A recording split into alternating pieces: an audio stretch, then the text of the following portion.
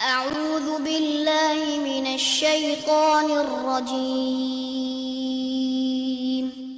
بسم الله الرحمن الرحيم. الحمد لله رب العالمين والصلاة والسلام على نبينا محمد وعلى آله وصحبه اجمعین اما بعد۔ آج اللہ کے فضل و کرم سے، اللہ کی توفیق سے ہم ہیں العقیدۃ الواسطیہ کے ساتھ شیخ الاسلام ابن تیمیہ رحمہ اللہ کی عظیم الشان کتاب عقیدہ کے موضوع پہ کی گئی ایک عظیم الشان محنت۔ اس میں ہم پڑھ رہے ہیں وہ عقیدہ جو اس گروہ کا عقیدہ ہے جسے فرقہ ناجیہ کہا جاتا ہے، کامیاب گروہ۔ آپ کی امت کے 73 گروہ ہوں گے، ان میں سے ایک گروہ ہوگا جو کامیاب ہوگا۔ اس کامیاب گروہ کا عقیدہ کیا ہے وہ یہاں پہ بیان کیا جا رہا ہے۔ امام صاحب نے وعدے کیا کہ اس عقیدے میں پہلی چیز یہ ہے کہ اللہ پہ ایمان لایا جائے، اور اس کے بعد سے وہ مسلسل یہ وعدے کر رہے ہیں کہ جب آپ اللہ پہ ایمان لاتے ہیں تو اس کا مطلب یہ ہے کہ آپ اللہ کے ناموں پہ ایمان لائیں، اللہ کی صفات پہ ایمان لائیں۔ اللہ کے وہ نام، اللہ کی وہ صفات جن کا تذکرہ قرآن و حدیث میں آیا، اور انہیں مانتے ہوئے آپ ہر قسم کی تحریف، تعویل، تکییف، تعطیل سے اجتناب کریں۔ یعنی کہ آپ اللہ کی صفات کو مانیں اور انہیں مخلوق کے ساتھ مشابہ قرار نہ دیں، ان کا معنی بھی تبدیل کرنے کی کوشش نہ کریں، اور ان کے معنی کو ماننے، تسلیم کریں، ماننے کا انکار بھی نہ کریں۔ آج جو آیات ہم پڑھیں گے ان میں تذکرہ ہوگا اللہ رب العزت کی صفت یدین کا، اللہ تعالیٰ کے بابرکت ہاتھوں کا۔ چنانچہ شیخ الاسلام فرماتے ہیں وقولہ، اور اللہ تعالیٰ کا فرمان ہے کہ ما منعک ان تسجد لما خلقت بیدی۔ اللہ رب العزت یہاں پہ مخاطب ہیں کس سے؟ ابلیس سے۔ کس موقع پہ؟ جب اللہ نے اسے حکم دیا تھا کہ فرشتوں کے ساتھ ساتھ وہ بھی سجدہ کرے، کس کو؟ آدم علیہ السلام کو، لیکن اس نے سجدہ نہیں کیا، تو اللہ نے کہا ما منعک ان تسجد، تجھے کس چیز نے روکا اس کو سجدہ کرنے سے جسے میں نے اپنے دونوں ہاتھوں سے پیدا کیا ہے؟ مراد کون؟ آدم علیہ السلام۔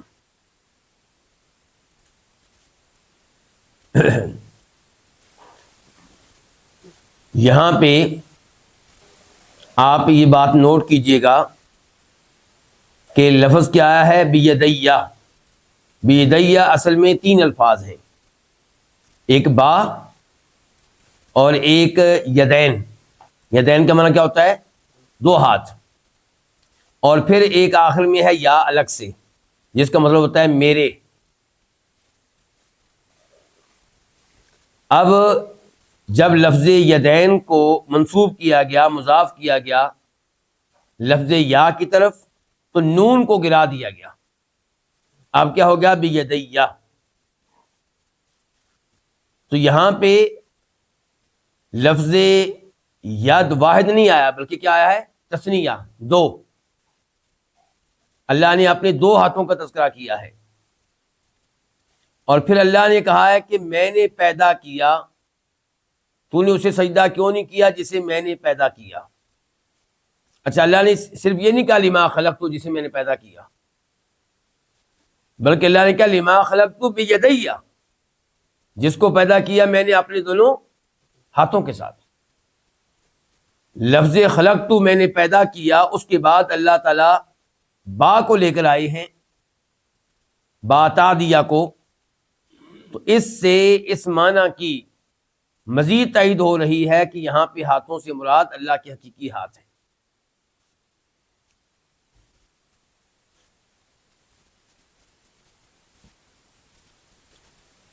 دوسرے نمبر پہ یہ آیت جو ہم نے پڑھی ہے، یہ سورہ صاد کی آیت نمبر 75 سے 75۔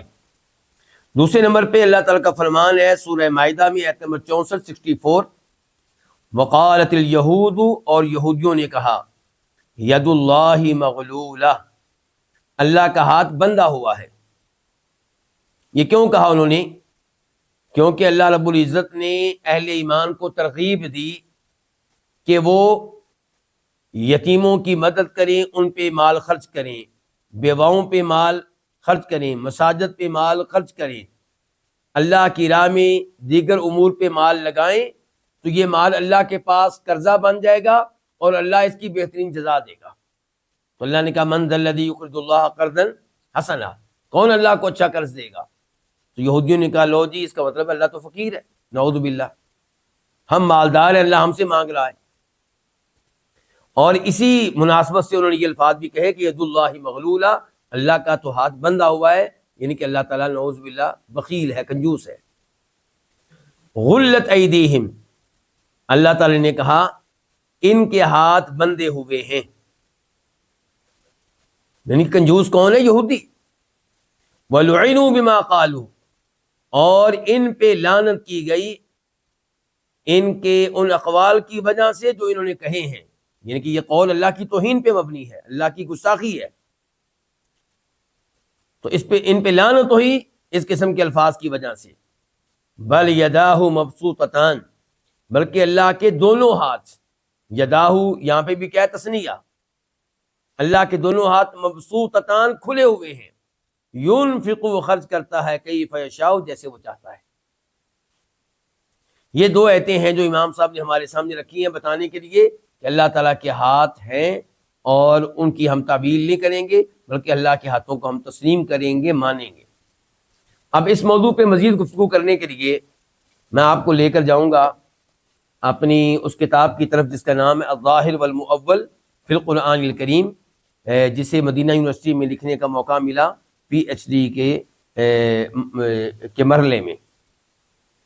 تو وہاں پہ اس آیت کی اسٹڈی کی گئی جو دوسری آیت ہے سورہ مائدہ والی، سورہ مائدہ والی آیت کی کیا کی گئی؟ اسٹڈی کی گئی۔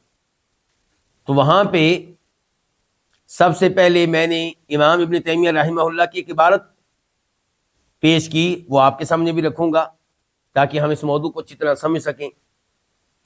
شیخ الاسلام فرماتے ہیں وَنَحْنُ لَا نُنْكِرُ لُغَةَ الْعَرَبِ الَّتِي نَزَلَ بِهَا الْقُرْآنُ فِي هَذَا كُلِّهِ، کہ عربوں کی وہ لغت جس پہ قرآن نازل ہوا ہے، اس لغت میں ہم لفظ ید کے دیگر معنی کا انکار نہیں کرتے۔ ہم مانتے ہیں کہ لفظ ید کا معنی بسا اوقات نعمت ہوتا ہے، لفظ ید کا معنی بسا اوقات قدرت ہوتا ہے، اس قسم کے معنی ہم مانتے ہیں۔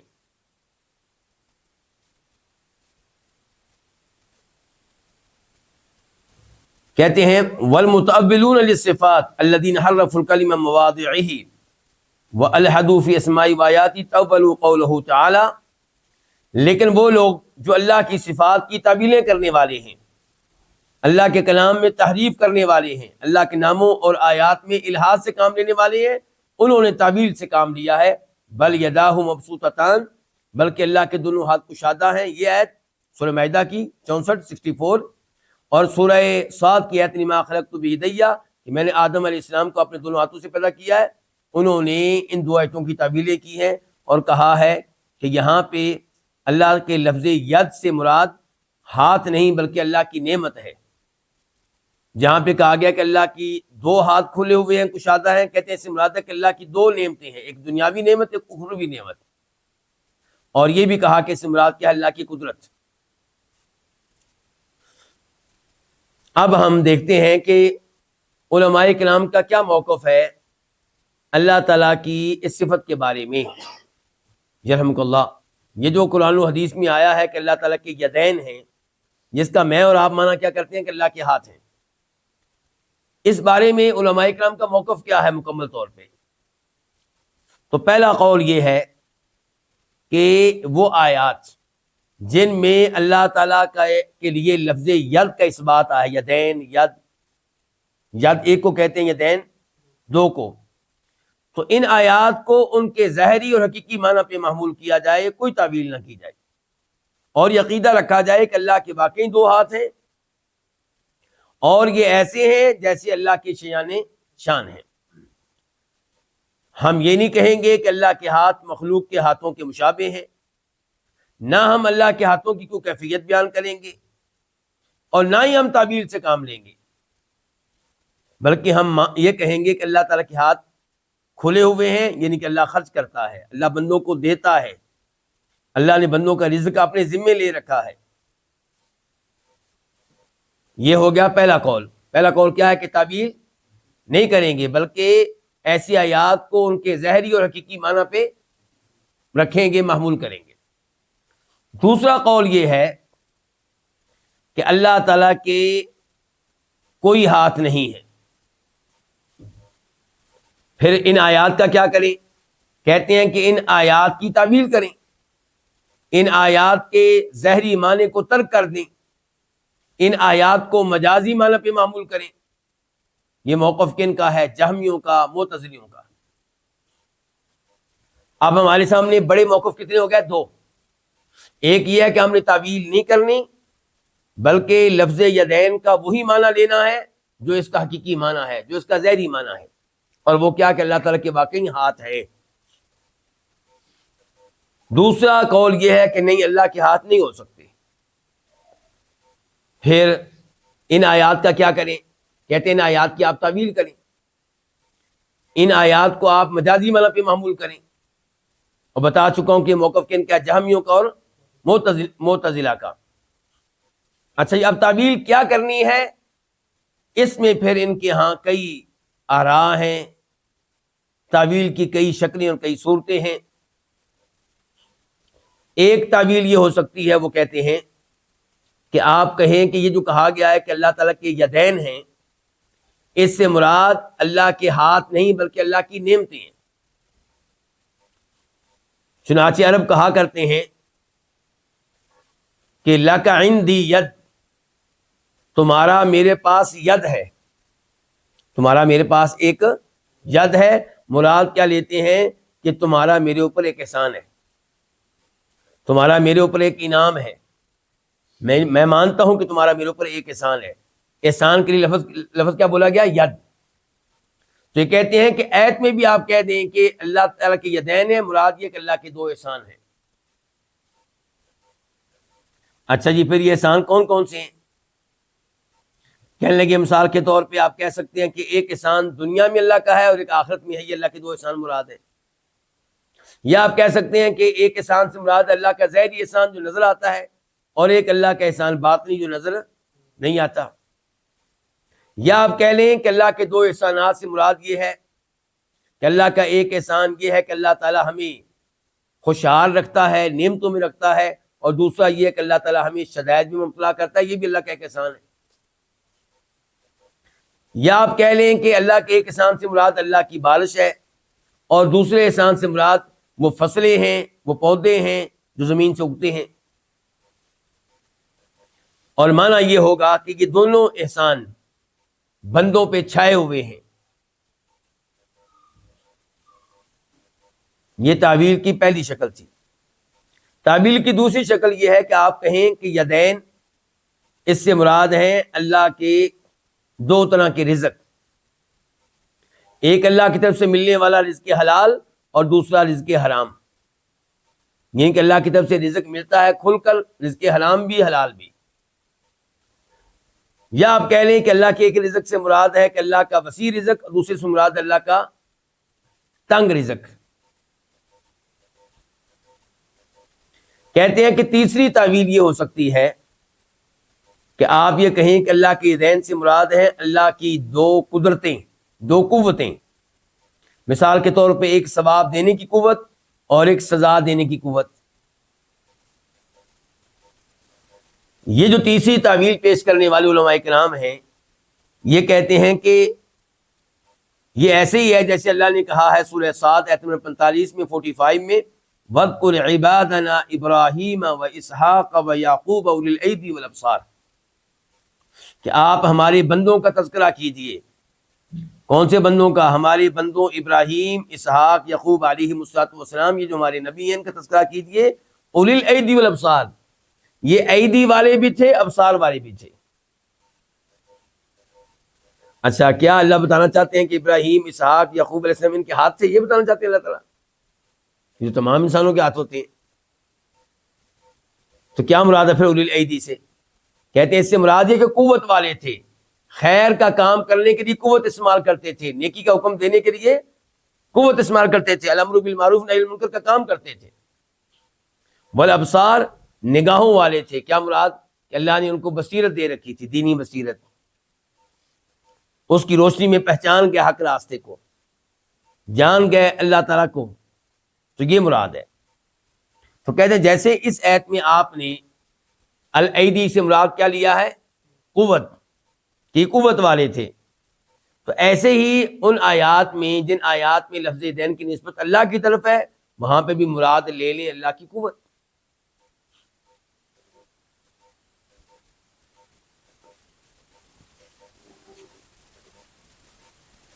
اب ہم آتے ہیں دلائل کی طرف۔ اقوال میں نے پیش کر دیا آپ کے سامنے۔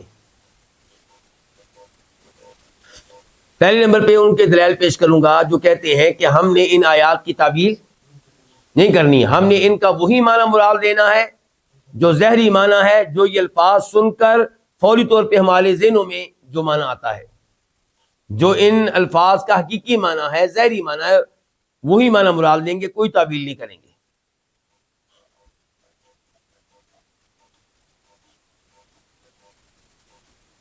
اور ان کے دلائل کیا ہے؟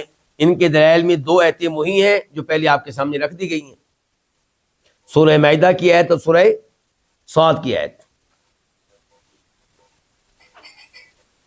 اور یہ آیتیں پیش کرنے کے بعد یہ علماء کرام کہتے ہیں کہ اصول یہ ہے کہ قرآن کریم کے الفاظ کو آپ ان کے ظاہری معنی پہ، حقیقی معنی پہ محمول کریں، مجاز سے بچیں، تعویل کرنے سے بچیں۔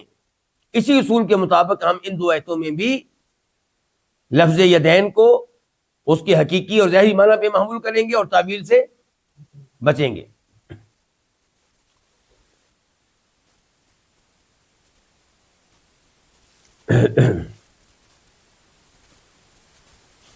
اس کے بعد تیسری دلیل، دو دلیلیں کون سی تھیں؟ وہ دو آیتیں جو پہلے پیش کی جا چکی ہیں۔ تیسرے نمبر پہ سورہ زمر آیت نمبر 67، اللہ تعالیٰ کہہ رہے ہیں وما قدر اللہ حق قدری، ان لوگوں نے اللہ کی تعظیم نہیں کی جیسے اللہ کی تعظیم کا حق ہے۔ والارض جمیعا قبضتہ یوم القیامہ، اللہ کی تعظیم نہیں کی، اللہ کی عظمت کیا ہے، اللہ کی شان کیا ہے، اللہ نے اس کا ایک جھلک ادھر پیش کی ہے۔ فرمایا والارض جمیعا قبضتہ یوم القیامہ، کہ تمام زمینیں روز قیامت اللہ کی مٹھی میں ہوں گی، اللہ کی مٹھی میں۔ یعنی کہ یہاں پہ اللہ نے صرف حال کا تذکرہ نہیں کیا بلکہ یہ بھی بتا دیا کہ میرے ہاتھوں کی مٹھی بھی ہے۔ والسماوات مطویات بیمینہ، اور فرمایا تمام آسمان اللہ کے دائیں ہاتھ میں لپٹے ہوئے ہوں گے۔ یہاں پہ اللہ نے صرف یہ نہیں بتایا کہ میرے ہاتھ ہے بلکہ یہ بھی بتا دیا کہ میرا دائیں ہاتھ ہے۔ تو اس سے پتہ چلا کہ اللہ تعالیٰ کے ہاتھوں کو مانا جائے، بلکہ اللہ تعالیٰ کے ہاتھوں کے بارے میں یہ بھی مانا جائے کہ اللہ کا ہاتھ دایاں ہے، ایک ہاتھ، اور یہ بھی مانا جائے کہ اللہ تعالیٰ کے ہاتھوں کی مٹھی ہے۔ تیسری دلیل، چوتھی دلیل ہے، چوتھی دلیل جو ہے وہ ایک حدیث ہے جسے روایت کرتے ہیں امام مسلم، نمبر ہے 1827 1827، راوی ہیں عبداللہ بن عمرو بن عاص رضی اللہ تعالی عنہما، کہتے ہیں کہ فرمایا نبی علیہ الصلوۃ والسلام نے ان المقسطین عند اللہ علی منابر من نور، کہ بے شک عدل و انصاف کرنے والے روز قیامت اللہ تعالیٰ کے پاس نور کے ممبروں پہ بیٹھے ہوئے ہوں گے، نور کے سٹیج پہ بیٹھے ہوئے ہوں گے، عن یمین الرحمن عز وجل، وہ اللہ تعالیٰ کے دائیں جانب ہوں گے، اللہ تعالیٰ کی دائیں جانب ہوں گے. وکلتا یدیہ یمین، اور اللہ کے دونوں ہاتھ ہی یمین ہیں، یعنی کہ دائیں ہیں. تو اس سے پتہ چلا کہ اللہ تعالیٰ کے واقعی ہاتھ ہیں، حقیقتاً ہاتھ ہیں. یعنی کہ جہاں پہ اللہ کے ہاتھوں کا تذکرہ ہے یدین کا، اس سے مراد یہ نہیں ہے کہ اللہ کی قدرت، اس سے مراد اللہ کے احسانات نہیں ہیں، اس سے مراد اللہ کے حقیقی ہاتھ ہیں. کیونکہ اللہ نے اپنے ہاتھوں کا تذکرہ لفظ یمین کے ساتھ بھی کر دیا ہے اور بتا دیا اللہ کے دونوں ہاتھ یمین ہیں، دائیں ہیں. اس سے کیا مراد ہے کہ اللہ کے دونوں ہاتھ دائیں ہیں؟ اس کی وضاحت میں علماء کرام کے دو قول ہیں. کن علماء کرام کے؟ جو اللہ کی صفات کو مانتے ہیں، جو نہیں مانتے وہ تو الگ ہو گئے. ایک قول یہ ہے کہ اللہ تعالیٰ کے دونوں ہاتھ دائیں ہیں، ان کے بایاں ہاتھ نہیں ہے، کیونکہ اس حدیث میں آ گیا کہ اللہ کے دونوں ہاتھ کیا ہیں؟ دائیں ہیں. دوسرا قول یہ ہے کہ اللہ کا ایک ہاتھ دایاں ہے، ایک بایاں ہے، اور اس حدیث میں مراد ہے کہ اللہ کا بایاں ہاتھ بھی قوت کے لحاظ سے، برکت کے لحاظ سے، خیر کے لحاظ سے دائیں ہاتھ کی طرح ہے. یعنی کہ مخلوق والی صورتحال نہیں ہے. میرا اور آپ کا کون سا ہاتھ بہتر ہے؟ دایاں. اور بایاں ہاتھ دائیں ہاتھ والا مقام و مرتبہ نہیں رکھتا. جو قوت دائیں ہاتھ میں پائی جاتی بائیں ہاتھ میں نہیں ہے. تو فرمایا اللہ رب العزت کے ہاں یہ صورتحال نہیں، اللہ اس عیب سے پاک ہے. اللہ کے دونوں ہاتھ بابرکت، دونوں ہاتھ خیر والے، اور دونوں ہاتھ قوت والے. اچھا، لیکن یہ کیوں کہہ رہے ہیں کہ اللہ تعالیٰ کے دو ہاتھ ہیں، ایک دایاں ہے ایک بایاں ہے؟ بایاں ماننا کیوں چاہتے ہیں؟ کیونکہ کچھ روایات میں صاف صاف آیا کہ اللہ تعالیٰ کا بایاں ہاتھ ہے. بائیں ہاتھ کا باقاعدہ تذکرہ آیا، شمال کا.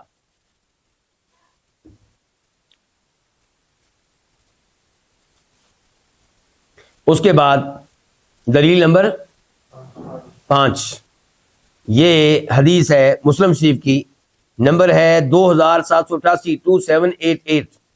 راوی ہے عبداللہ بن عمر رضی اللہ تعالیٰ عنہما کہ نبی علیہ الصلوۃ والسلام نے فرمایا یأخذ اللہ عز وجل سماواتہ وارضیہ بیدیہ، اللہ تعالیٰ اپنے آسمانوں کو، اپنی زمینوں کو اپنے دونوں ہاتھوں میں لے لے گا.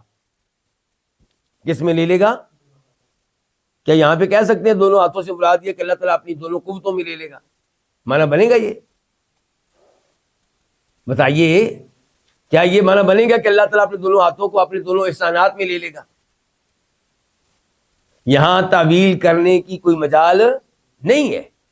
تو فرمایا اللہ تعالیٰ اپنے آسمانوں کو، اپنی زمینوں کو اپنے دونوں ہاتھوں میں لے لے گا. فیقول، تو اللہ تعالیٰ کہے گا انا اللہ، میں کیا ہوں؟ میں ہی اللہ ہوں، میں ہی معبود برحق ہوں. وَيَقْبِضُ أَصَابِعَهُ وَيَبْسُطُهَا، اور اللہ تعالیٰ اپنی انگلیوں کو سمیٹے گا اور کھولے گا، کشادہ کرے گا. تو یہاں پہ تذکرہ آ گیا کہ اللہ کی انگلیاں ہیں باقاعدہ، اور اللہ کہے گا انا الملک، میں ہی ہوں بادشاہ. تو اس حدیث سے مزید تائید ہوئی کس بات کی؟ کہ اللہ تعالیٰ کے ہاتھ حقیقتاً ہیں، ان کی تعویل نہیں کی جائے گی. دلیل نمبر 6، ابو ہریرہ کی حدیث ہے، ان کی روایت کرنے والے ابو ہریرہ ہیں رضی اللہ تعالیٰ عنہ. فرمایا نبی علیہ الصلوۃ والسلام نے ید اللہ ملآ، اللہ تعالیٰ کا ہاتھ بھرا ہوا ہے، اللہ تعالیٰ کا ہاتھ بھرا ہوا ہے. لا یغیدها نفقۃ، خرچ کرنے سے اس میں کوئی کمی نہیں ہوتی. کس میں؟ اللہ تعالیٰ کے ہاتھ کے خزانوں میں. سحاء اللیل والنہار، صبح و شام، دن اور رات اللہ تعالیٰ خرچ کرنے والے ہیں، مال کو بہانے والے ہیں، خزانوں کو بہانے والے ہیں، مال تقسیم کرنے والے ہیں. یہاں پہ کیا کہا گیا؟ اللہ تعالیٰ کا ہاتھ کیا ہے؟ بھرا ہوا. کیا کہیں گے؟ اللہ کی قدرت بھری ہوئی ہے. کیا کہیں گے؟ اللہ کا احسان بھرا ہوا ہے. اور پھر آگے دیکھیں، فرمایا ارأیتم ما انفق منذ خلق السماوات والارض، کہ جو کچھ اللہ نے خرچ کیا ہے آسمان و زمین کی پیدائش سے لے کر فإنه لم يغد ما في يده، اس سارے خرچ کر لینے سے اللہ کے ہاتھ میں جو خزانے ہیں اس میں کچھ کمی نہیں ہوئی۔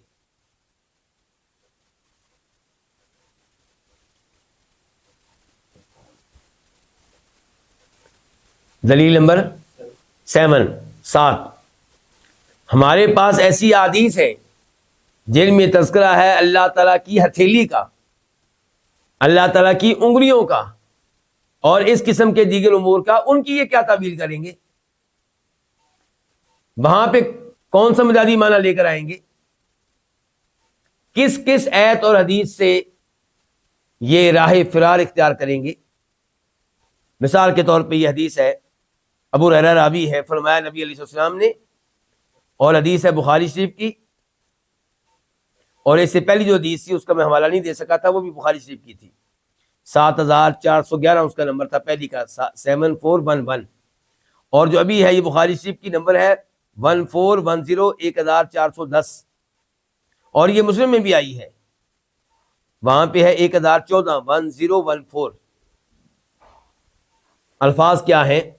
فرماتے ہیں نبی کریم صلی اللہ علیہ وسلم، ما تصدق احد بصدقۃ من طیب، کہ جب بھی کوئی پاک مال میں سے صدقہ کرتا ہے، ولا يقبل اللہ الا الطیب، اور اللہ تعالیٰ پاک مال ہی قبول کرتا ہے، حرام قبول نہیں کرتا، تو جب بھی کوئی پاک مال میں سے صدقہ کرتا ہے، الا اخذہ الرحمن بیمینہ، اللہ تعالیٰ اس صدقے کو اپنے دائیں ہاتھ میں لے لیتا ہے۔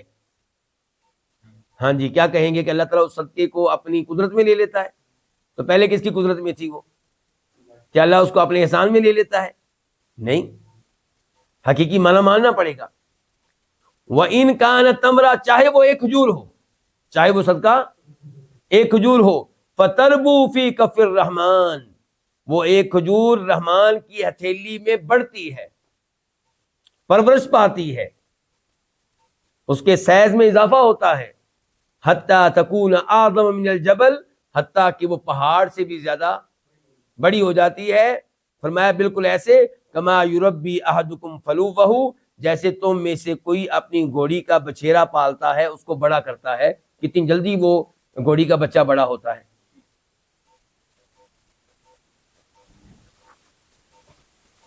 دلیل نمبر 8 راوی ہے عبداللہ بن مسعود رضی اللہ تعالیٰ عنہ، حدیث ہے، اور اس کو روایت کے امام بخاری رحمہ اللہ نے، نمبر ہے 7451 7451، اور امام مسلم نے نمبر ہے 2786 2786۔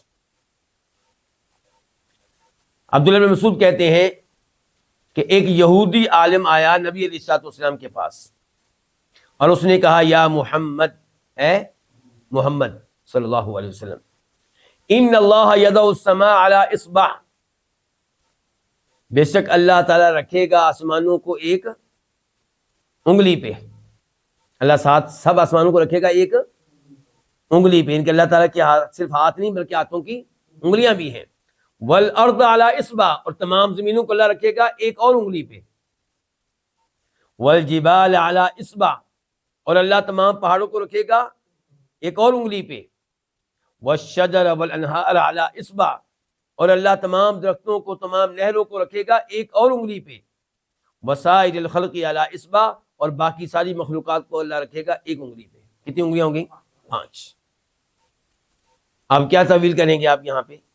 ثم یقول بیدہ، پھر اللہ تعالیٰ کہیں گے اپنے ہاتھ سے اشارہ کرتے ہوئے، انا الملک، میں ہوں بادشاہ، میں ہی ہوں مالک۔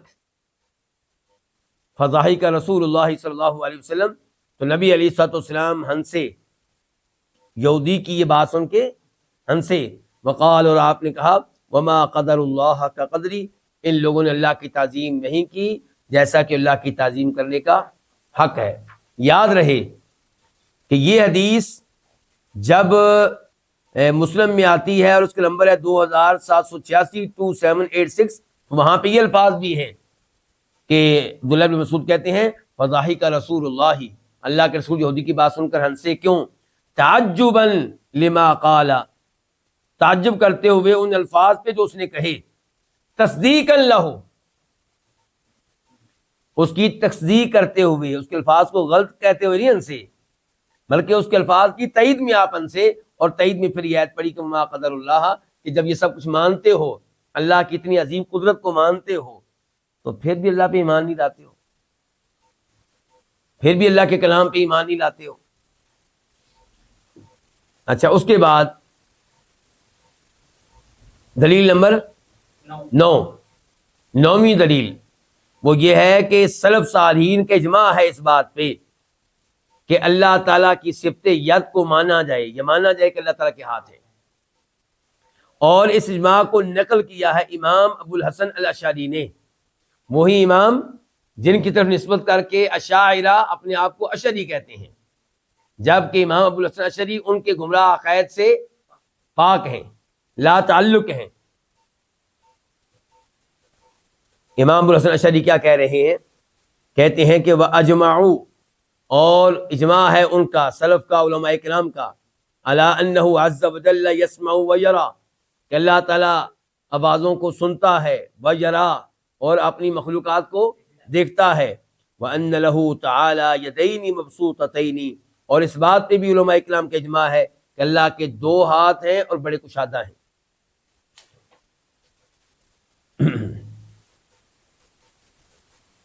یہ اجماع جسے نقل کیا امام ابو الحسن الاشعری نے، اس کی مزید تائید، اس کی تائید ہوتی ہے 2 امور سے، اس کی تائید ہوتی ہے 2 امور سے۔ نمبر 1 کہ سلف صالحین سے صحیح سند کے ساتھ ایسے اقوال آئے ہیں جن سے پتہ چلتا ہے کہ ید، وہ لفظ ید جو اللہ تعالیٰ کی طرف مضاف ہو کر آتا ہے، منسوب ہو کر آتا ہے، اس سے مراد اللہ کا ہاتھ ہے حقیقی معنوں میں۔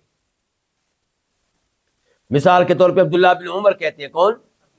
عبداللہ بن عمر کہتے ہیں، صحابی ہیں، خلق اللہ 4 اشیاء بیدی، اللہ نے 4 چیزیں اپنے ہاتھوں سے پیدا کی ہیں، العرش، عرش، والقلم، اور قلم، وعدن، اور جنت، وآدم، اور آدم علیہ السلام۔ ثم قال لسائر الخلق، پھر اللہ نے دیگر مخلوقات کو کیسے پیدا کیا؟ فرمایا، کہا کن، ہو جا، فکانا، تو وہ ہو گئے، بن جا، تو وہ بن گئی۔ یہ الفاظ عبداللہ بن عمر سے صحیح سند کے ساتھ ثابت ہیں، یہ آپ کو مل جائیں گے تفسیر طبری میں، یہ آپ کو مل جائیں گے ابو شیخ کی کتاب العظمہ میں۔ شیخ البانی رحمہ اللہ نے اس کی سند کو عمدہ قرار دیا ہے مختصر العلوم میں۔ تو پتہ چلا کہ آدم علیہ السلام کو اللہ نے اپنے ہاتھوں سے پیدا کیا، عرش کو اللہ نے اپنے ہاتھوں سے پیدا کیا، قلم کو اپنے ہاتھوں سے پیدا کیا، جنت کو اپنے ہاتھوں سے پیدا کیا۔ اب اگر کوئی یہ کہے، کیا کہے کہ ہاتھوں سے مراد یہاں پہ یدین سے مراد اللہ کے حقیقی ہاتھ نہیں بلکہ اللہ کی قوت اور قدرت ہے، تو کیا اللہ نے صرف 4 چیزیں اپنی قوت سے پیدا کی ہیں، باقی چیزیں بغیر قدرت کے پیدا ہو گئی ہیں؟ اگر کوئی کہے کہ اللہ نے 4 کو اپنے احسانات کے ساتھ پیدا کیا ہے، تو کیا باقی جو اللہ نے جن کو پیدا کیا وہ اللہ کا کوئی احسان نہیں ہے؟ کیا تعویل کریں گے؟ کوئی تعویل کرنا یہاں ممکن نہیں ہے۔ اچھا، اجماع کی مزید تائید اس بات سے ہوتی ہے کہ سلف صالحین سے ہمیں صحیح سند کے ساتھ ایک بھی قول ایسا نہیں ملتا کہ انہوں نے لفظ یدین جبکہ وہ اللہ کی طرف منسوب ہو کر آئے، اس سے مراد ظاہری معنی کے علاوہ کوئی اور معنی مراد لیا ہو۔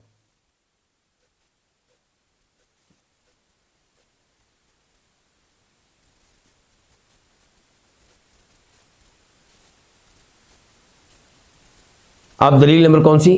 10، یہ دلیل نمبر 10 اور آخری دلیل ہوگی اس موضوع کے اوپر۔ وہ کیا کہ لفظ یدین قرآن کریم کی ان آیات میں جو آپ کے سامنے رکھی گئی ہیں، یہ آیا ہے اللہ تعالیٰ کی طرف مضاف ہو کر منسوب ہو کر۔ مثال کے طور پہ لما خلقت بیدی، اے ابلیس تو نے اسے سجدہ کیوں نہیں کیا جس کو میں نے پیدا کیا اپنے 2 ہاتھوں کے ساتھ۔ اللہ نے یہ نہیں کہا 2 ہاتھوں کے ساتھ، کیا کہا ہے؟ اپنے 2 ہاتھوں کے ساتھ، یعنی کہ لفظ یدین منسوب ہے اللہ کی طرف، اور ایسے اللہ نے کہا بل یداہ مبسوطتان کہ اللہ تعالیٰ کے دونوں یدین کھلے ہوئے ہیں. تو اللہ نے یہ نہیں کہا کہ دو یدین کھلے ہوئے ہیں، کہا یداہ اللہ کے ہاتھ، یعنی کہ اللہ نے یدین کو اپنی طرف منسوب کیا، مضاف کیا ہے. تو کہتے ہیں یہ جو الفاظ ہیں اس قسم کے، جو اللہ تعالیٰ وہ چیزیں جو اللہ تعالیٰ کی طرف مضاف ہوں، جو چیزیں اللہ تعالیٰ کی طرف مضاف ہوں، منسوب ہوں، جیسے ید اللہ، اللہ کا ید، بیت اللہ، بیت اللہ، ناقۃ اللہ، اللہ کی اونٹنی، رسول اللہ، اللہ کا رسول. تو یہ کئی چیزیں ہیں جو منسوب ہیں، مضاف ہیں کس کی طرف؟ اللہ کی طرف. تو ان چیزوں میں اصول کیا ہوتا ہے؟ تو کہتے ہیں کہ یہ چیزیں دو طرح کی ہوتی ہیں. ایک وہ جن کا اپنا ذاتی وجود ہے، جن کا اپنا ذاتی وجود ہے، تو ان کی جب نسبت اللہ تعالیٰ کی طرف کرتے ہیں تو یہ چیزیں اللہ کی مخلوق کہلاتی ہیں. اور اللہ کی طرف نسبت کرنے کا مطلب ان کو عزت بخشنا ہے. مثال کے طور پہ رسول اللہ، کیا اللہ کے رسول کا اپنا ذاتی وجود تھا؟ بالکل تھا، جسم تھا آپ کا باقاعدہ، چلتے پھرتے تھے. تو آپ کو کہا گیا اللہ کا رسول، تو اس نسبت سے، اس اضافت سے کیا مراد ہے؟ آپ کو شرف بخشنا کہ آپ اللہ کے رسول ہیں. لیکن یہ نہیں کہا جا سکتا کہ اس کا مطلب یہ ہوا کہ آپ اللہ کی صفت ہیں. نہیں، آپ اللہ کی مخلوق ہے، اللہ کے مملوک ہے، اللہ آپ کا مالک ہے، اللہ کی مخلوق ہے، اللہ آپ کا خالق ہے، کیونکہ رسول کا اپنا وجود ہے. اچھا، بیت اللہ، اللہ کا گھر، بیت کا اپنا وجود ہے جی.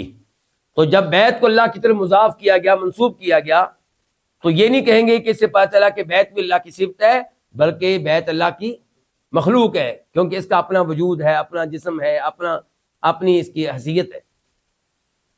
تو اللہ کی طرف منسوب کیوں کیا گیا؟ اس کو شرف بخشنے کے لیے.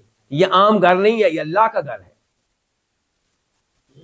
ناقۃ اللہ، اللہ کی اونٹنی، وہ اونٹنی جس کو بھیجا گیا تھا کس کی طرف؟ صالح علیہ السلام کی قوم سمود کی طرف. تو قرآن میں اس کو کیا کہا گیا؟ ناقۃ اللہ، اللہ کی اونٹنی. تو کیا اس اونٹنی کا اپنا وجود تھا، اپنا جسم تھا؟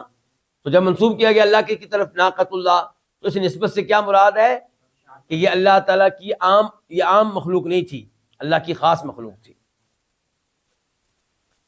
تو لیکن یہ ہے کہ مخلوق ہے، صفت نہیں ہے اللہ تعالیٰ کی. اچھا، اب آپ آ جائیں ان چیزوں کی طرف جن کا اپنا الگ سے کوئی وجود نہیں ہوتا.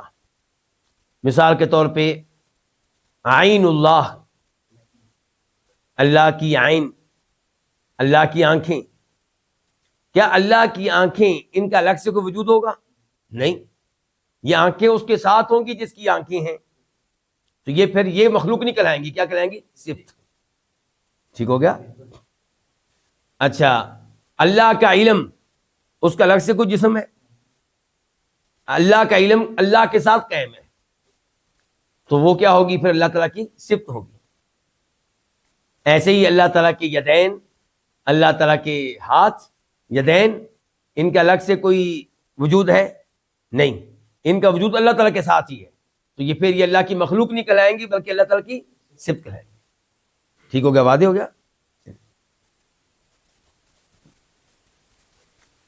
اب آتے ہیں ان لوگوں کی طرف جو تعویلیں کر رہے تھے، جو کہتے تھے کہ یدین سے مراد اللہ کے حقیقی ہاتھ نہ لو، یدین سے مراد اللہ کے ظاہری ہاتھ نہ لو، بلکہ کوئی تعویل کر لو.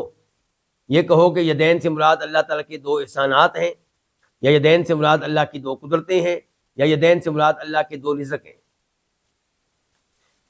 ان لوگوں سے پوچھا گیا کہ آپ کے پاس کیا دلیل ہے کہ جناب تعویل کرنی چاہیے؟ کہتے ہیں ذرا آپ ہمارے ساتھ اس آیت کے اوپر غور کریں. سورہ یاسین آیت نمبر 71، 70. اللہ تعالیٰ کہتے ہیں یہاں پہ اولم یروا انا خلقنا لهم مما عملت ایدینا انعاما فهم لها مالکون. اور کیا انہوں نے دیکھا نہیں کہ ہم نے ان کے لیے پیدا کیے ان چیزوں میں سے جنہیں بنایا ہے ہمارے ایدی نے، جنہیں بنایا ہمارے ایدی نے.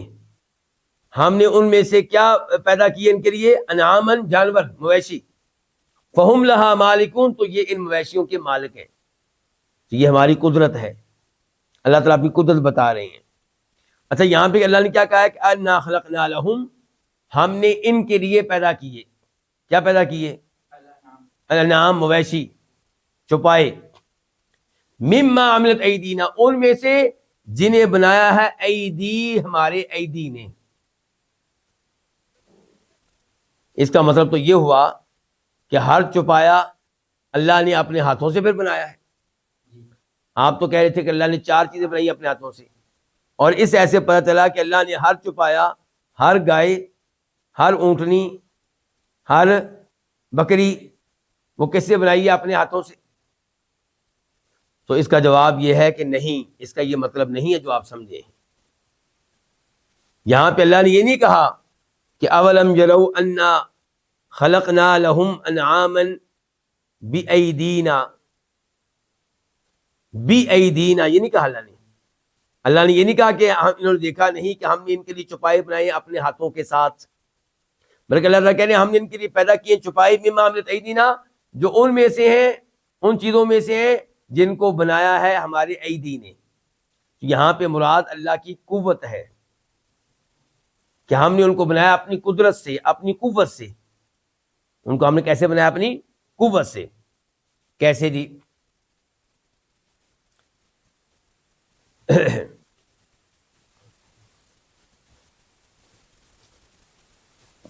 پہلے نمبر پہ یہ گزارش ہے کہ جو وضاحت ہم نے ابھی کی ہے، اگر اس کو یہ لوگ قبول نہیں کرتے اور کہتے ہیں کہ یہاں پہ آپ لوگ تعبیل کر رہے ہیں، تو جیسے یہاں پہ تعبیل کر رہے ہیں وہاں پہ بھی تعبیل کریں، تو ہم ان کے سامنے کئی چیزیں رکھیں گے۔ نمبر 1 کہ یہ جو آیت ہے اس کے ظاہر سے یہ پتہ نہیں چلتا کہ اللہ تعالیٰ کے بہت سارے ہاتھ ہیں۔ انہوں نے کہا نا کہ آپ کو تعبیل کرنی پڑے گی اس لیے کہ مما عملت ایدینا، یہاں پہ جمع کا لفظ بھی آیا نا، یدین نہیں آیا۔ یدین کا مطلب کیا ہوتا ہے؟ 2 ہاتھ۔ یہاں پہ کیا ہے؟ ایدی۔ تو پھر تو آپ کو ماننا پڑے گا کہ اللہ تعالیٰ کا 1 ہاتھ نہیں، 2 نہیں، بلکہ کئی ایک ہاتھ ہیں۔ تو اس چیز کی وضاحت کرتے ہوئے علماء کرام کہتے ہیں کہ نہیں، اس سے یہ پتہ نہیں چلتا کہ اللہ کے کئی ایک ہاتھ ہیں، بلکہ قرآن کریم کے اوپر اگر آپ غور کریں تو آپ اس نتیجے پہ پہنچیں گے کہ جب اللہ تعالیٰ اپنی عظیم ذات کا تذکرہ کرتے ہیں جمع کے صیغے کے ساتھ، کس کے ساتھ؟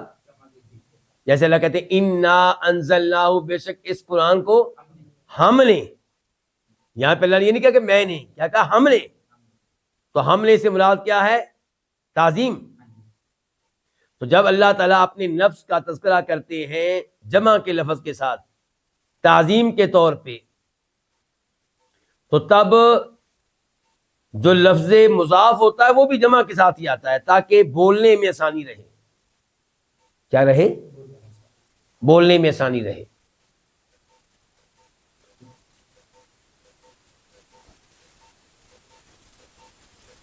اگر اسی پہ غور کریں، مما عملت ایدینا، پہلا لفظ کیا ہے؟ ایدی، دوسرا کیا ہے؟ نا۔ ایدی مضاف ہے، نا مضاف الیہ ہے، اور ایدی جمع کے ساتھ آیا ہے۔ تو یہاں پہ وضاحت میں یہ کہا جا رہا ہے کہ آپ یہ بھی دیکھیں کہ مضاف الیہ بھی تو جمع ہے۔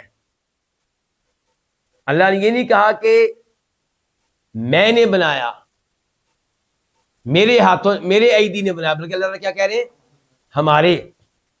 تو جب مضاف الیہ جمع آیا ہے تعظیم کے طور پہ، ورنہ اللہ تو ایک ہی ہے، تو اسی کا خیال کرتے ہوئے پہلے لفظ کو بھی جمع لایا گیا تاکہ پڑھنا آسان رہے، ورنہ اگر وہ دوسرا لفظ رہے جمع نہ اور پہلا رہے تثنیہ تو پڑھنے میں مشکل پیش آئے گی، بولنے میں مشکل پیش آئے گی۔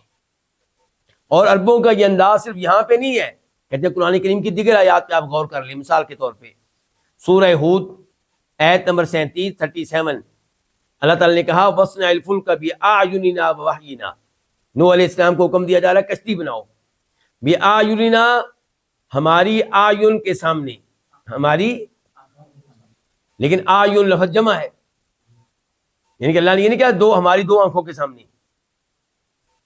کیا کہا ہے؟ ہماری آیون کے سامنے. یہاں پہ بھی وہی بات ہے، کیا آیون نا، جب مضاف الیہ جمع آیا اللہ نے یہ نہیں کہا کہ میری آیون، کیا کہا؟ ہماری. تو پھر جو مضاف تھا آیون اس کو بھی جمع لایا گیا تاکہ اس لفظ کو بولنا آسان رہے، اس کی ادائیگی آسان رہے. ورنہ اللہ تعالیٰ کی آنکھیں کتنی ہیں؟ دو. سورہ طور دیکھ لیں آیت نمبر 48 اللہ تعالیٰ کہتے ہیں وَاصْبِرْ لِحُکْمِ رَبِّكَ فَإِنَّكَ بِأَعْيُنِنَا، کہ اے نبی اسلام اپنے رب کے حکم پہ صبر کیجئے، پس بے شک آپ ہماری آیون کے سامنے ہیں، یعنی ہماری آنکھوں کے سامنے. تو نا جب جمع آیا ہم، تو آیون کا لفظ بھی جمع آیا، حالانکہ مراد دو سے زیادہ آنکھیں نہیں ہیں بلکہ دو ہی ہیں. ایسی سورہ قمر آیت نمبر 14 تجری بِأَعْيُنِنَا. اور جب اللہ تعالیٰ نے اپنا تذکرہ مفرد کے لفظ کے ساتھ کیا، واحد کے ساتھ کیا، تو تب مضاف بھی واحد آ گیا. مضاف بھی کیا آ گیا؟ واحد آ گیا. دیکھیں آپ غور کریں سورہ طٰہٰ آیت نمبر 39 اللہ تعالیٰ کہہ رہے ہیں موسیٰ علیہ السلام کو مخاطب کرتے ہوئے وَأَلْقَيْتُ عَلَيْكَ مَحَبَّةً مِّنِّي، اور میں نے اپنی طرف سے تمہارے لیے محبت ڈال دی. تمہارے اوپر کیا ڈال دی؟ محبت. آگے دیکھیں وَلِتُصْنَعَ، اور تاکہ تیری پرورش ہو عَلَىٰ عَيْنِي، میری آنکھوں کے سامنے. اچھا عینی، عین مضاف اور یا مضاف الیہ. یہاں پہ عینی یا جو ہے وہ واحد کے لیے ہے کہ جمع کے لیے؟ واحد کے لیے. اللہ نے یہاں پہ اپنا تذکرہ واحد کے ساتھ کیا ہے، میری عین. جب اپنا تذکرہ اللہ نے واحد کے ساتھ کیا تو مضاف کو بھی اللہ تعالیٰ تسنیہ کے طور پہ لے کر نہیں آئے بلکہ واحد کے طور پہ لے کر آئے. اور تاکہ تیری پرورش ہو میری آنکھوں کے سامنے، مراد ایک آنکھ نہیں ہے، دونوں آنکھیں ہیں. عین سے مراد یہاں پہ جنس ہے، جنس عین.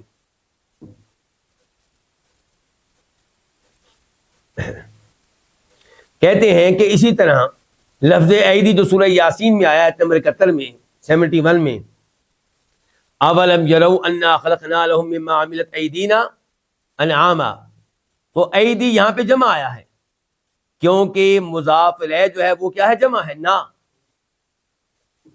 تاکہ ادائیگی میں آسانی رہے. اور معنی واضح ہے. معنی کیا ہے؟ واضح ہے کہ مراد یہاں پہ اللہ تعالیٰ کے دو ہاتھ ہیں، اور جہاں کہیں اللہ تعالیٰ نے اپنا تذکرہ واحد کے ساتھ کیا تو لفظ ید وہاں پہ واحد آیا. مثال کے طور پہ تبارک الذی بیدہ الملک، بہت بابرکت ہے وہ ذات، الذی بیدہ، جس کے ہاتھ میں کیا ہے؟ الملک کو بادشاہت ہے. اچھا اللہ نے اپنا تذکرہ یہاں واحد کے لفظ کے ساتھ کیا کہ جمع کے ساتھ؟ بیدہ، واحد کے ساتھ. تو مضاف بھی ید کیا آیا؟ واحد آیا. اور مراد کیا ہے؟ جن سے ید مراد دو ہاتھی ہیں.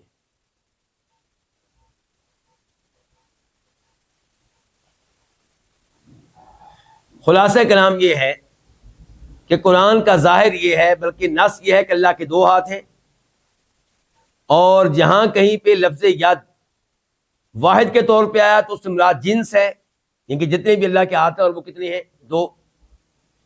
اور جہاں کہیں پہ یہ لفظ جمع کے ساتھ آیا تو وہاں پہ مراد تسنیہ ہے، دو ہی ہیں. اور یہ سب کچھ عربی زبان کے اصولوں کے عین مطابق ہے، عربی زبان کے اصولوں سے ہٹ کر نہیں ہے.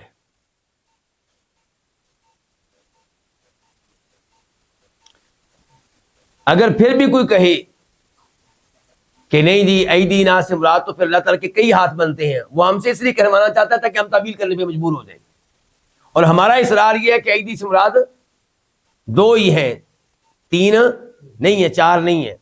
تو ہم کہیں گے کہ اگر ایدی سے مراد تم جمع لیتے ہو، زیادہ ہاتھ لیتے ہو، تو نا سے مراد بھی پھر زیادہ لو. نعوذ باللہ کہو کہ رب ایک نہیں بلکہ زیادہ ہیں. جب تم ایدینا کے نا سے مراد ایک ہی رب لیتے ہو تو ایدی سے مراد بھی اتنے ہی ہاتھ لو جتنے اللہ کے ہیں، اور وہ کتنے ہیں؟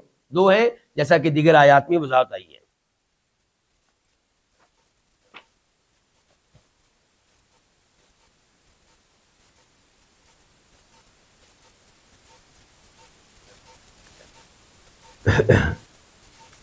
ایک اور دلیل دی ان لوگوں نے جو کون ہیں تعویل کرنے والے، کہتے ہیں کہ اگر ہم نے مان لیا بل یداہ مبسوطتان کہ اللہ کے یدین مبسوطتان کھلے ہوئے ہیں، تو پھر تو یہ عجیب سا مفہوم سامنے آئے گا کہ ہمیشہ کھلے ہوئے ہیں جی، یہ تو ایسے ہی جیسے کوئی مریض ہو، بیمار ہو، نعوذ باللہ.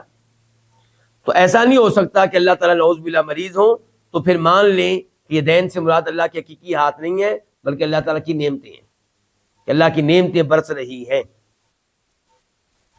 تو جواب یہ ہے کہ آپ لوگوں کی بات غلط ہے، کیونکہ بل یداہ مبسوطتان اللہ تعالیٰ کے یدین کھلے ہیں، اس سے مراد کیا ہے؟ اللہ کی سخاوت، یعنی کہ اللہ صبح و شام خرچ کر رہا ہے، صبح و شام مال دے رہا ہے، اپنے بندوں کو نواز رہا ہے، یہ مراد ہے اس سے.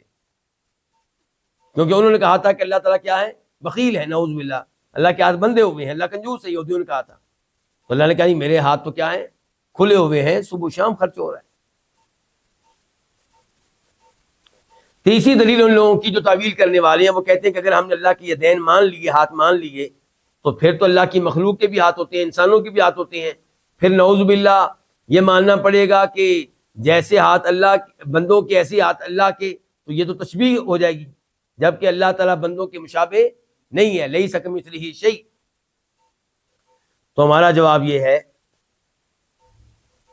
کہ اللہ تعالیٰ کے ہاتھ ہم مانتے ہیں، لیکن ہم نے کبھی یہ نہیں کہا کہ اللہ تعالیٰ کے ہاتھ مخلوق کی طرح ہیں، بندوں کی طرح ہیں، بلکہ اللہ تعالیٰ کے ہاتھ ایسے ہیں جیسے اللہ کی عظمت کے لائق ہیں، جیسے اللہ کے شایان شان ہیں. امام اسحاق بن راہویہ کہتے ہیں، اور ان کے الفاظ کو امام ترمذی نے اپنی ترمذی شریف میں نقل کیا ہے کہ انما یکون تشبیہ اذا قال یدن کیدن، تشبیہ تب ہوگی جب ہم کہیں کہ اللہ کا ہاتھ بندوں کے ہاتھ کی طرح ہے، مخلوق کے ہاتھ کی طرح ہے. تو کہتے ہیں کہ جب یہ کہا جائے کہ اللہ تعالیٰ کے ہاتھ ہیں، اور یہ نہ کہا جائے کیف کیسے ہیں، اور نہ یہ کہا جائے کہ فلاں کی طرح ہیں، تو یہ تشبیہ نہیں ہے.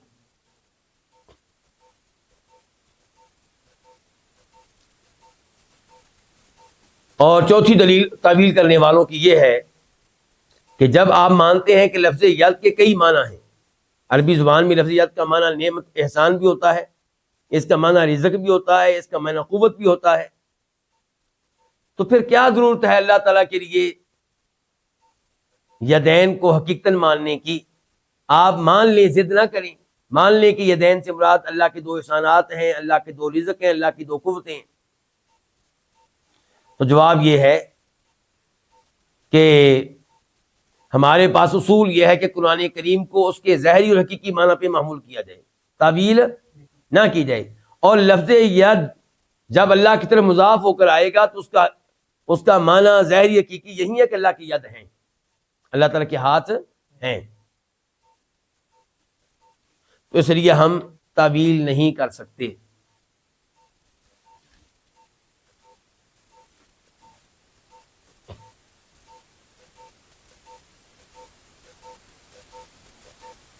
اچھا، اب جنہوں نے کہا تھا کہ اللہ کے یدین سے مراد اللہ کے دو احسان ہیں، دو نعمتیں ہیں، ان سے ہم کہنا چاہیں گے کہ اگر اللہ تعالیٰ کے یدین سے مراد دو نعمتیں ہوتی تو یہودیوں نے تو کہا تھا ید اللہ مغلولہ، انہوں نے اللہ تعالیٰ کے لیے واحد کا لفظ استعمال کیا تھا کہ اللہ کا ہاتھ بندھا ہوا ہے، لفظ ید استعمال کیا تھا، تثنیہ نہیں، جمع نہیں. تو پھر جواب یہ آنا چاہیے تھا بل یدہ مبسوطہ، بلکہ اللہ تعالیٰ کا ہاتھ کیا ہے؟ کھلا ہوا ہے. لیکن اللہ نے کیا کہہ دیا؟ تثنیہ، بل یداہ.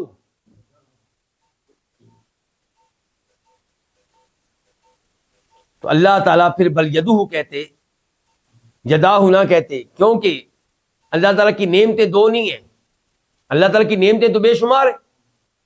تو یدو اگر اللہ تعالیٰ کہتے تو اس کا معنی جمع والا مراد لیا جا سکتا تھا. ٹھیک ہو گیا؟ یا اللہ تعالیٰ کہہ دیتے ایدی ہی، یہ اللہ نے کیا کہا؟ یداہ، دو. تو اس سے پتہ چلا کہ اس سے مراد اللہ تعالیٰ کی حقیقی ہاتھ ہیں.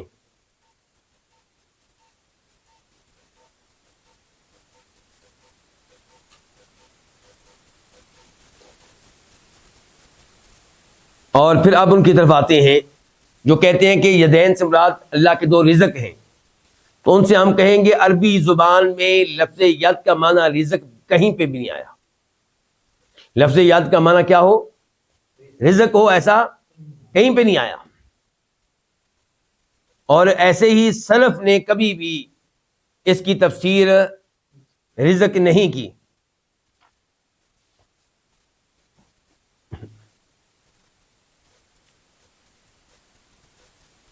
اور جہاں تک تعلق ہے یہ کہ لفظ یاس کا سے مراد کیا اللہ تعالیٰ کی قوت، تو اس کا ایک اہم جواب یہ ہے، ظالموں تم تو اللہ تعالیٰ کی قوت بھی نہیں مانتے۔ یہاں پہ تعبیر کرنے کی باری آئی تو تم نے کہہ دیا کہ اس سے مراد کیا ہے؟ اللہ تعالیٰ کی قوت، جبکہ تم تو اللہ تعالیٰ کی قوت بھی نہیں مانتے۔ تمہارے امام ابو الحسن اشعری کہتے ہیں فَلَوْ كَانَ أَرَادَ الْقُوَّةَ لَكَانَ مَعْنَى ذَلِكَ بِقُدْرَتِي، کہ اگر اس سے مراد قوت ہوتی تو مطلب یہ ہوتا کہ اللہ تعالیٰ قدرت والے ہیں، تو یہ چیز جو ہے یہ تو وَهَذَا نَاقِضٌ لِقَوْلِ مُخَالِفِنَا وَكَاسِرٌ لِمَذْهَبِهِمْ، اس سے تو ان کا مذہب باطل ہو جائے گا۔ لِأَنَّهُمْ لَا يُثْبِتُونَ قُدْرَةً وَاحِدَةً فَكَيْفَ يُثْبِتُونَ قُدْرَتَيْنِ، وہ تو اللہ کے لیے ایک قدرت نہیں مانتے، اللہ کی دو قدرتیں کیسے مان لیں گے؟ تو اب ہم آتے ہیں راج موقف کی طرف۔ راج موقف یہی ہے کہ جہاں جہاں پہ لفظ یدین آیا اور اس کی نسبت اللہ کی طرف کی گئی، اس سے مراد اللہ کے حقیقی اور ظاہری ہاتھ ہیں۔ یہی کچھ پتہ چلتا ہے قرآن سے، یہی کچھ پتہ چلتا ہے احادیث سے، اور یہی پتہ چلتا ہے سلف کے اقوال سے۔ اور جہاں تک تعلق ہے اس بات کا کہ یہ لوگ کیوں بھاگتے ہیں اللہ تعالیٰ کے ہاتھ ماننے سے، تشبیہ کے خوف سے۔ اگر اللہ کے ہاتھ مان لیے تو پھر ماننا پڑے گا کہ اللہ کے ہاتھ بندوں کی طرح ہیں، اور بندوں کے ہاتھوں میں تو 100 عیب ہوتے ہیں، کمزوریاں ہوتی ہیں، تو ماننا پڑے گا کہ اللہ کے ہاتھوں میں بھی کمزوریاں ہیں، جبکہ اللہ ہر کمزوری سے پاک ہے۔ ہم کہتے ہیں تمہیں کس نے کہا ہے کہ تم یہ کہو کہ اللہ تعالیٰ کے ہاتھ مخلوق کی طرح ہیں؟ ہم نے تو کبھی نہیں کہا۔ ہمارا عقیدہ یہ کہ اللہ تعالیٰ کے ہاتھ ہیں جیسے اللہ کی شان نشان ہے، اور ہم ان کا تصور نہیں کر سکتے، سوچ نہیں سکتے کیسے ہیں۔ البتہ یہ عقیدہ ہے کہ اللہ تعالیٰ کے ہاتھ ہر خیر کے ساتھ ہیں، ہر قوت کے ساتھ ہیں، اور ہر عیب سے اور ہر کمزوری اور عیب سے پاک ہے۔ یہیں پہ آج کے درس کا اختتام کرتے ہیں۔ اللہ رب العزت سے دعا کرتے ہیں کہ اللہ تعالیٰ اسی انداز سے ہمیں اپنی صفات میں دلچسپی لینے کی توفیق دے۔ مجھے خطرہ یہ ہے کہ آج کئی بھائی بور ہوئے ہوں گے، لیکن بور نہیں ہونا چاہیے۔ آپ ایسے موضوعات میں دلچسپی لیں۔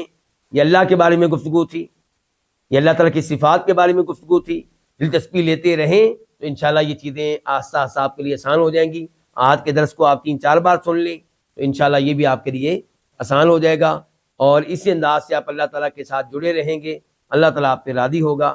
اللہ تعالیٰ ہمارے اوقات میں، ہمارے علم و عمل میں برکت ڈالے۔ وآخر دعوانا الحمدللہ رب العالمین۔